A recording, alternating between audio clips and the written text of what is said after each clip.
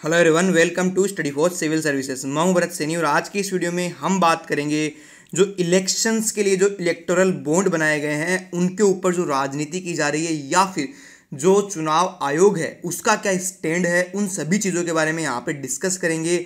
और ये क्या है, चुनावी बॉन्ड होता क्या है, उस पर राजनीति क्यों की जा रही है, इन सभी चीज़ों को इस वीडियो में डिस्कस करेंगे। तो चलिए शुरू करते हैं। बट बिफोर वी बिगिन मैं आपको बता दूं कि हमारे कुछ पेड कोर्सेज हैं जहां पे आप यूपीएससी या फिर किसी स्टेट पीसीएससी की प्रिपरेशन कर सकते हैं। And for more information you can contact here. तो चलिए बात करते हैं सबसे पहले कि चुनावी बॉन्ड की जो ये राजनीति हो रही है या फिर चुनाव आयोग का जो यहाँ पे स्टैंड है, इसको हम कैसे कंप्लीटली एनालाइज करेंगे। सबसे पहले ये जानेंगे कि ये रिसेंटली न्यूज़ में क्यों है और एक इलेक्टोरल बॉन्ड होता क्या है, और जो चुनावी बॉन्ड की जो ये योजना है ये क्या है। कि एक इलेक्टोरल बॉन्ड होता है वो एक अलग चीज़ है और उसके बेसिस पे गवर्नमेंट ने एक पॉलिसी लाई थी, एक पॉलिसी लॉन्च की गई थी। वो योजना क्या है और सरकार का दृष्टिकोण क्या था, सरकार ने ये योजना क्यों लॉन्च करी, क्या सरकार ने जब लॉन्च किया तो उस पे उस वक्त क्या उसके लिए कहा गया था, और ये लॉन्च करते वक्त सरकार की विजिबिलिटी क्या थी, क्या सरकार चाह रही थी। उसके बाद कमियां, इसमें क्या कमियां हैं, ये योजना बनाई गई है, इस योजना में किस प्रकार के इश्यूज हैं, इन सभी चीज़ों के बारे में इस वीडियो में डिस्कस करेंगे। तो सबसे पहले ये जानते हैं कि ये रिसेंटली न्यूज़ में क्यों है। तो जो सुप्रीम कोर्ट है वहाँ पे चुनाव आयोग ने अपना पक्ष रखते हुए कहा कि चुनावों में जो फंडिंग होती है, अगर वहाँ पे चुनावी बॉन्ड योजना को लगाया गया, चुनावी बॉन्ड योजना के तहत अगर चुनावी फंडिंग हुई तो ये चुनाव की पारदर्शिता के लिए गंभीर खतरा है। ये चुनाव आयोग ने सुप्रीम कोर्ट में कहा है कि हमें इस योजना को नहीं चलने देना चाहिए, क्योंकि अगर ये चलती रही तो चुनाव में जो फंडिंग होगी उस वक्त जो फंडिंग होगी उसमें पारदर्शिता खत्म हो जाएगी। तो ये क्यों कहा, इसके बारे में आगे हम कंप्लीटली डिस्कस करेंगे। बट यहाँ पे सबसे पहले जानते हैं कि ये क्यों रिसेंटली न्यूज़ में है। तो जो ये केंद्र सरकार की जो ये नीति है उससे असहमति जाहिर करते हुए चुनाव आयोग ने कहा है कि राजनीतिक दलों को इनके जरिए दिया जाने वाला चंदा कहीं से भी सही नहीं है। कि जो राजनीतिक जो दल है, जो पॉलिटिकल ग्रुप हैं, उनको अगर कोई बिजनेसमैन या कोई नॉर्मल पीपल इस योजना के तहत अगर पैसा देता है तो पारदर्शिता खत्म हो जा रही है। तो वो क्यों हो रही है उसको डिस्कस करते हैं। तो चुनाव आयोग ने सुप्रीम कोर्ट को ये भी बताया कि 26 मई 2017 को उसने विधि एवं न्याय मंत्रालय को पत्र लिखकर अपने इस विचार से अवगत करवाया था। तो चुनाव आयोग का ये कहना है कि हमने पहले मंत्रालय में भी इसके बारे में बात की है, लेकिन अब आप हमारी सुनिए। तो आयोग ने ये कहा कि उसने अपने पत्र में ये लिखा था कि आयकर कानून और जनप्रतिनिधित्व कानून और वित्त कानून में जो बदलाव करके राजनीतिक दलों के चंदे में जो राजनीतिक दलों को जो चंदा मिलेगा उसमें क्या होगा कि पारदर्शिता खत्म हो जाएगी। जो ये योजना बनाई जा रही है इसके लिए कई कानूनों में बदलाव किया जाएगा, इसलिए अगर ये किया जाता है तो चुनाव में जो पारदर्शिता है, जो उनको पैसा मिल रहा है, वो खत्म हो जाएगा। अब बात करते हैं कि एक इलेक्टोरल बॉन्ड होता क्या है, एक चुनावी बॉन्ड होता क्या है। अब तक यही समझ रहे हैं कि इससे पारदर्शिता खत्म हो जाएगी, चुनाव आयोग ये कह रहा है। तो सबसे पहले ये जानना जरूरी हो जाता है कि एक इलेक्टोरल बॉन्ड है क्या।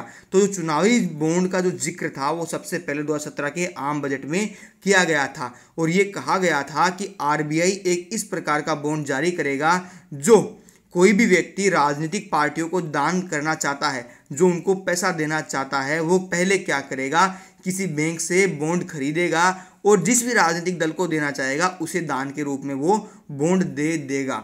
ये इनिशियली कॉन्सेप्ट लेके आया गया था। और राजनीतिक दल क्या करेंगे, इस चुनावी बॉन्ड की बिक्री अधिकृत बैंक को करेंगे, अर्थात उस बैंक में उसको डालेंगे और वहाँ से पैसे को विड्रॉ करेंगे, और वैधता अवधि के दौरान राजनीतिक दलों के बैंक खातों में बॉन्ड के खरीद के अनुपात में राशि जमा करा दी जाएगी। अगर किसी ने 15,000 रुपये का बॉन्ड परचेज करके किसी बैंक को दिया है या फिर किसी राजनीतिक ग्रुप को दिया है तो वहाँ पे वो 15,000 रुपये विड्रॉ कर पाएंगे। ये इनिशियली कॉन्सेप्ट लेके आया गया था। और जो चुनावी बॉन्ड एक प्रोमिसरी नोट की तरह होगा, अर्थात आप उनको कैश नहीं दे रहे हैं, जिस पर किसी भी प्रकार का ब्याज नहीं दिया जाएगा। उल्लेखनीय है कि चुनावी बॉन्ड को चेक या ई भुगतान के जरिए ही खरीदा जा सकता है। तो ये इलेक्टोरल बॉन्ड के बारे में है। जो इलेक्टोरल बॉन्ड के बारे में जो बेसिकली इनिशियली कॉन्सेप्ट जब इंट्रोड्यूस किया गया था उस वक्त कहा गया था can be issued by A notified bank, available only in specified denominations, and the bearer bonds will ensure anonymity, can be bought with a check और इलेक्ट्रॉनिक मनी, कि आप चेक और इलेक्ट्रॉनिक मनी के थ्रू भी खरीद सकते हैं। तो चुनावी बॉन्ड योजना के बारे में अब आप आराम से समझ पाएंगे जब आप इलेक्टोरल बॉन्ड को समझ चुके हैं कि अगर कोई व्यक्ति या कोई बिजनेसमैन किसी एक पॉलिटिकल ग्रुप को अगर पैसा देना चाहता है तो इनिशियली कहा गया था कि चुनावी बॉन्ड में वो किसी एक बैंक से बनवाएगा कि या तो इलेक्ट्रॉनिक मनी या चेक के थ्रू उस बॉन्ड को बनवा के उस ग्रुप को वहाँ पे दे देगा, और वो ग्रुप क्या करेगा, बैंक में जाएगा, उसको सबमिट करेगा और वहाँ से पैसे को विड्रॉ करेगा। ये इनिशियली कॉन्सेप्ट लेके आया गया था और उस पैसे पे किसी भी प्रकार का ब्याज उस ग्रुप को नहीं मिलेगा।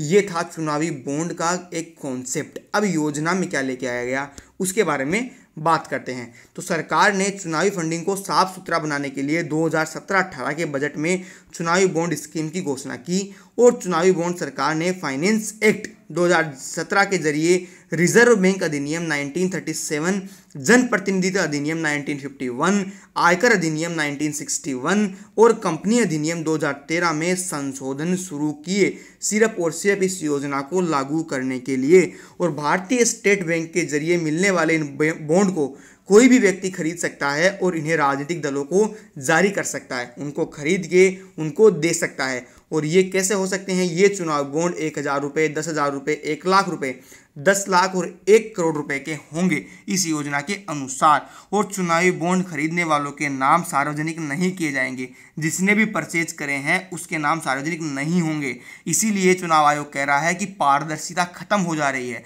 और वह किसी दल को ये चुनावी बॉन्ड देगा इसकी जानकारी भी गुप्त रहेगी। इन्हीं 2 पॉइंट्स पे चुनाव आयोग को दिक्कत है, और राजनीतिक दल इस चुनावी बॉन्ड को अपनी निर्धारित बैंक खाते में जमा कर भुना कर सकेंगे, अर्थात जमा कर उन्हें यूज कर सकेंगे, जिसकी सूचना उसे चुनाव आयोग को देनी होगी कि हमें इतना रुपए मिला है। लेकिन योजना के तहत ये नहीं बताया जाएगा कि पैसा किसने दिया है, और जो चुनाव बॉन्ड की जो जानकारी होगी वो क्या करेगा, गुप्त रखी जाएगी अगर ये योजना इंप्लीमेंट होती है। और ये बताया गया था उस वक्त। और चुनावी बॉन्ड से सिर्फ वही पार्टियां चंदा ले सकेगी जिन्हें पिछले लोकसभा या विधानसभा चुनाव में कम से कम 1% वोट तो मिला हो। और राजनीतिक दलों को चुनाव आयोग को ये बताना होगा कि चुनावी बॉन्ड से उसे कुल कितना चुनावी चंदा मिला है। और ये चुनावी बॉन्ड सामान्य चुनाव के वर्ष में जनवरी, अप्रैल, जुलाई और अक्टूबर माह में 30 दिन के लिए बिकने हेतु उपलब्ध रहेंगे। सामान्य वर्षों में ये बॉन्ड उक्त चारों माहों में सिर्फ 10 दिन बिकने के लिए उपलब्ध होगा और बॉन्ड की अवधि 15 दिन होगी। तो ये सब चीज़ें हैं जो इसके बारे में हमने यहाँ पे डिस्कस करी। अब बात करते हैं कि इस पे सरकार का क्या दृष्टिकोण है। तो जब सरकार ने इसको लॉन्च किया था उस वक्त उनका कहना था कि हम इसे पारदर्शिता के लिए लेके आ रहे हैं, इलेक्शंस में पारदर्शिता आ सके, जो मनी जो बिजनेसमैन्स के थ्रू जो ग्रुप्स को मिलती है, पॉलिटिकल ग्रुप्स को मिलती है, वहाँ पे पारदर्शिता आ सके।